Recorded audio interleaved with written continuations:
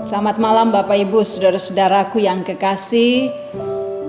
Dimanapun saudara berada, tentu kasih setia Tuhan akan selalu kita nikmati. Malam ini kita berjumpa dalam renungan malam edisi Kamis tanggal 18 Juni tahun 2020, dan kita bersama-sama merindukan kebenaran firman Tuhan yang oleh pemazmur mengatakan bahwa firman-Mu adalah pelita dan suluh bagi langkahku, langkah kehidupan kita. Firman ini akan menerangi perjalanan hidup kita di tengah-tengah dunia ini. Karena itu mari mempersiapkan hati dan pikiran menyambut kebenaran firman-Nya. Mari saudaraku, kita satu di dalam doa. Mari berdoa. Sepanjang hari kami lewati, kami jalani di dalam tuntunan dan bimbingan Tuhan. Kami akan beristirahat malam ini. Sebelum kami membaringkan tubuh kami yang penat ini, kami rindu untuk bersekutu, untuk membaca dan merenungkan firman-Mu. Karena kami tahu bahwa kehidupan kami berada dalam kegelapan jika kami tidak melihat dan menyaksikan kebenaran firman-Mu yang indah, yang akan menopang kami menghadapi hidup ini. Roh Kudus, kami percaya Engkau bekerja dengan cara dan kuasa-Mu untuk memberikan hikmat bagi kami memahami firman-Mu. Karena itu bekerjalah Tuhan, kami membawa hidup kami hanya dalam kuasa-Mu. Di dalam nama Yesus Tuhan kami menyambut firman kebenaran-Mu. Amin. Saudara-saudara yang kekasih, pada hari Kamis tanggal 18 Juni ini kita akan membaca bagian firman Tuhan dari 1 Tesalonika pasalnya yang kedua, ayatnya yang pertama sampai dengan ayat yang ke-6. 6 ayat dari pembacaan firman Tuhan kita malam ini. Kamu sendiri pun memang tahu, saudara-saudara, bahwa kedua tangan kami di antaramu tidaklah sia-sia. Tetapi sungguh pun kami sebelumnya, seperti kamu tahu, telah dianiaya dan dihina di Filipi. Namun dengan pertolongan Allah kita, kami beroleh keberanian untuk memberitakan Injil Allah kepada kamu dalam perjuangan yang berat. Sebab nasihat kami tidak lahir dari kesesatan atau dari maksud yang tidak murni, dan juga tidak disertai tipu daya. Sebaliknya, karena Allah telah menganggap kami layak untuk mempercayakan Injil kepada kami, karena itulah kami berbicara, bukan untuk menyukakan manusia, melainkan untuk menyukakan Allah yang menguji hati kita. Karena kami tidak pernah bermulut manis, hal itu kami ketahui, dan tidak pernah mempunyai maksud lobak yang tersembunyi. Allah adalah saksi. Juga tidak pernah kami mencari pujian dari manusia, baik dari kamu maupun dari orang-orang lain, sekalipun kami dapat berbuat demikian sebagai rasul-rasul Kristus. Demikian seluruh pembacaan kita pada kesempatan ini. Yang berbahagia adalah kita semua anak-anak Tuhan yang selalu merindukan firman ini dan kita mau berlakukan dalam hidup kita. Amin. Saudara, saya mengambil tema melayani Tuhan dan sesama dengan ketulusan hati. Bapak Ibu, saudara-saudara, ya kalau dikatakan dengan ketulusan hati melayani Tuhan dan sesama, mungkin kita katakan bahwa ini berat sekali. Kenapa berat? Karena kadangkala kita tidak tulus melayani. Kadangkala kita hanya sekedar melayani. Kadangkala kita tidak melayani dengan kasih. Lalu kalau tema malam ini mengatakan melayani Tuhan dan sesama dengan ketulusan hati, kira-kira bagaimana ya? Nah, menarik sekali saudara-saudara, surat Paulus ini yang ditujukan kepada jemaat di Tesalonika. Di sini Paulus bersama dengan Silwanus Dan juga bersama dengan Timotius mereka memberitakan Injil.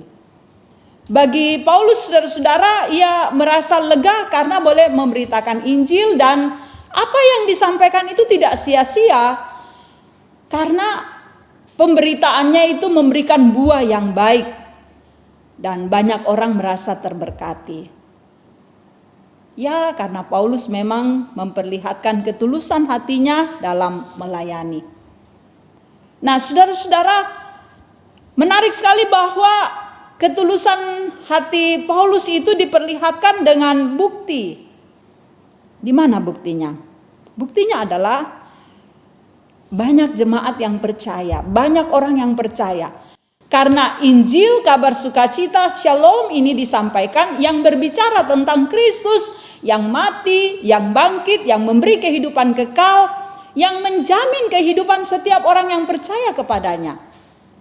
Dan karena itu, ini kabar yang memberikan orang terus bersemangat, terus bangkit, dan meyakini bahwa hidup mereka adalah hidup yang benar-benar menjadi sukacita di dalam Tuhan. Nah, saudara-saudara, keteladanan yang diperlihatkan Paulus bahwa dia melayani dengan tulus. Yang pertama dia katakan bahwa dia menghindari segala sanjungan. Oh, saudara-saudara, segala sanjungan. Wah, kalau kita bicara tentang sanjungan, semua manusia ingin disanjung.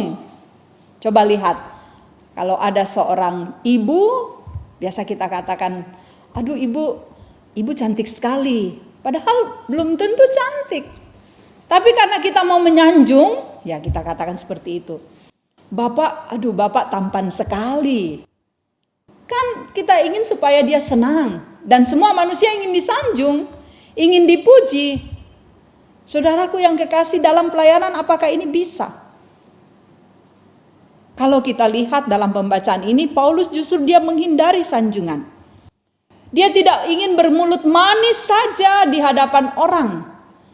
Dia tidak ingin sekedar memperlihatkan bagaimana dia memberitakan firman supaya dipuji, disanjung dan sebagainya. Tapi bagi Paulus adalah dia sungguh-sungguh dengan tulus menyampaikan kabar sukacita ini.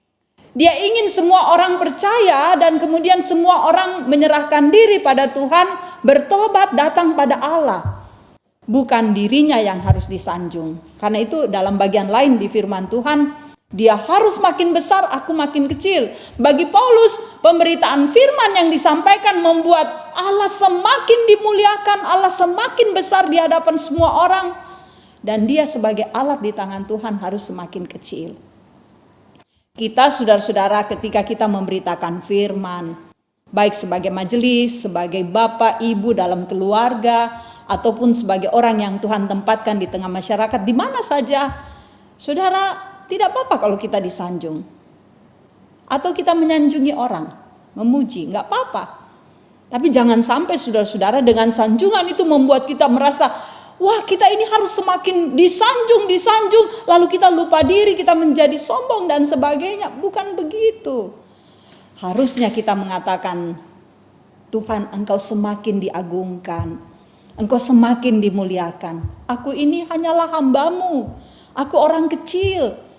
Engkaulah Tuhan yang kuagungkan. Engkaulah yang semakin dimuliakan di muka bumi. Sehingga semakin banyak orang percaya dan meletakkan diri di dalam tangan kuasa Tuhan.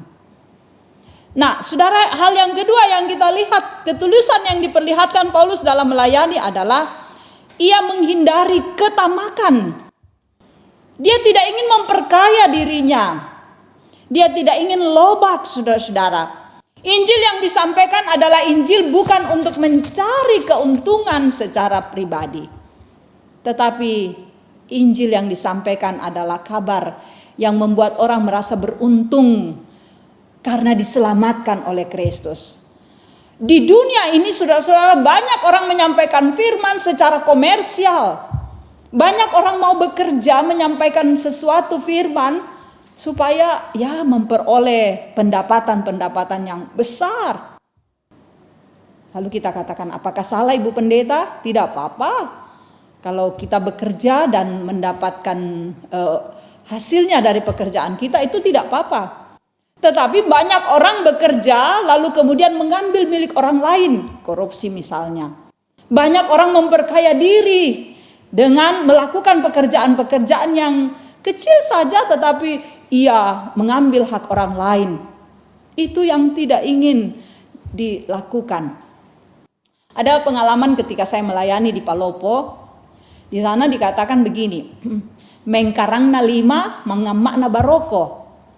Batuananna kumua ya ke mengkarang tu limanta, para luduka kumande taruh ki. Wah, saudara-saudara, sepertinya sesuatu yang kita kerjakan, membantu orang lain atau melayani Tuhan dan seterusnya, harus selalu dinilai dengan uang. Harus selalu dinilai dengan pendapatan yang besar. Tidak apa-apa kalau kita dapat sesuai dengan jerih payah kita. Tuhan berkati.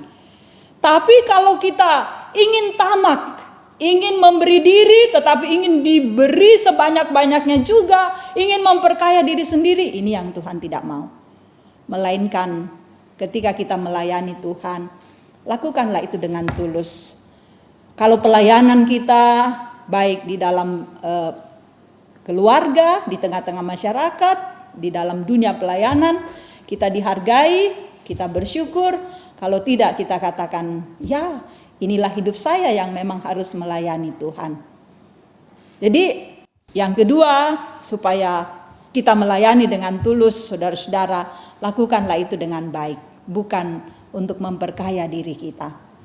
Hal yang terakhir, Paulus katakan, ia menghindari hasrat yang berlebihan, kesombongan, mencari pujian dari manusia. Ya, bagi Paulus, saudara-saudara, bahwa di saat dia mengabarkan tentang Kristus yang sudah mati, Kristus yang bangkit, bagi Paulus bukannya ini sebuah hal di mana dia harus menyombongkan diri, berlebih-lebihan, tidak. Tetapi dia ingin semua orang menyaksikan dalam iman bagaimana Tuhan bekerja, Roh Kudus menuntun, bagaimana hidupnya berarti, hidupnya berkenan bagi Allah. Tidak perlu dihormati, Paulus tidak butuhkan penghormatan, tidak perlu dipuja-puja. Bagi Paulus adalah ya dengan rendah hati ia melayani Tuhan untuk keagungan namanya. Nah, saudara-saudara yang kekasih, inilah yang mesti kita lakukan. Sebagai pelayan-pelayan Tuhan, sebagai anak-anak Tuhan, dimanapun saudara-saudara berada, kita semua saudara-saudara, kalau kita tulus melayani, kalau kita dengan penuh kemurnian, kalau kita dengan rendah hati melayani Tuhan dan sesama, maka Tuhan akan memberkati kita. Percayalah, dari setiap pelayanan kita saudara-saudara, di situ nama Tuhan akan diagungkan. Karena itu setiap anak-anak Tuhan, mari kita tunduk pada Kristus. Kita datang kepada Dia dengan penuh kerendahan hati. Kita katakan, Tuhan pakai kami, Tuhan kuatkan kami. Kalau Engkau diagungkan, Engkau dipuji, itu adalah untuk kemuliaan-Mu Tuhan. Kami hanyalah alat-Mu, kami orang yang Engkau ingin pakai. Biarlah kami melayani dengan tulus, dengan rendah hati. Dan semua yang kami buat, semua untuk kebesaran nama Tuhan. Terpujilah Kristus. Haleluya. Amin. Saudara, kita angkat pujian bersama. Inilah hidupku.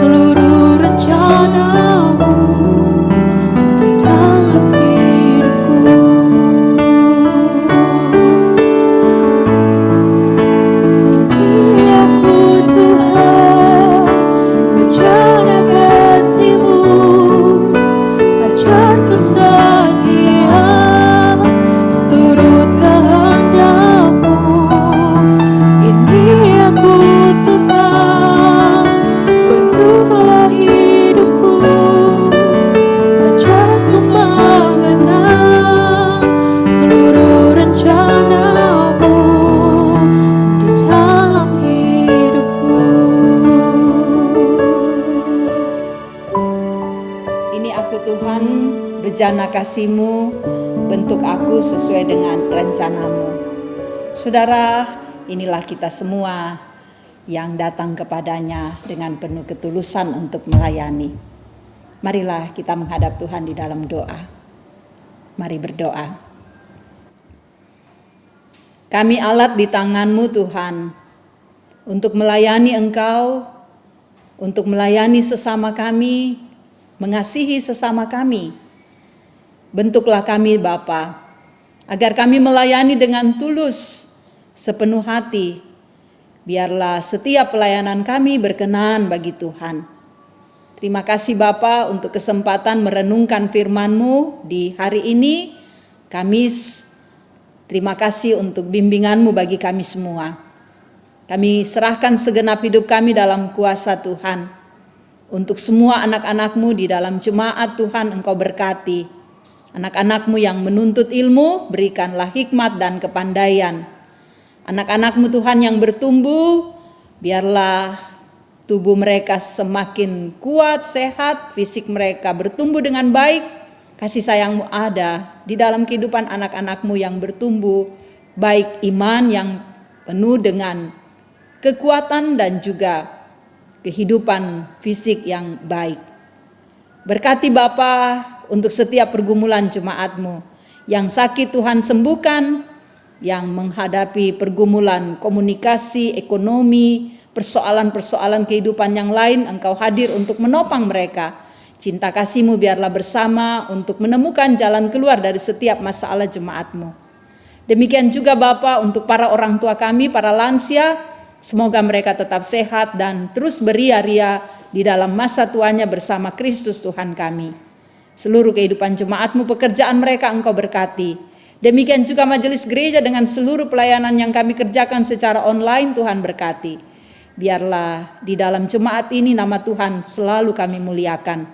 Selalu kami mendoakan para medis yang adalah garda terdepan untuk membantu saudara-saudara kami yang terpapar virus corona 19 ini Tuhan. Biarlah kasih-Mu akan menopang para tenaga medis, demikian juga para tenaga keamanan, kuatkan mereka, dan juga pemerintah kami, biarlah terus berjuang memerangi penyebaran COVID-19 ini. Kami percaya Tuhan akan menolong bangsa negara kami dan pemerintah kami. Juga di muka bumi ini jika boleh Bapa virus corona ini dapat ditemukan alat penangkalnya sehingga semua orang dapat terberkati, dapat diselamatkan. Oh Bapa, jagalah kami di malam ini. Kami persembahkan hidup kami dalam kuasa-Mu. Dengarkan doa kami dan ampuni dosa yang kami perbuat. Di dalam nama Tuhan Yesus kami berdoa. Amin. Terima kasih saudara-saudara boleh menyaksikan Renungan Malam edisi Kamis tanggal 18 Juni tahun 2020. Semoga firman Tuhan yang kita dengarkan dimanapun saudara berada akan menjadi berkat bagi saudara-saudara. Terima kasih, salam sehat, Tuhan memberkati.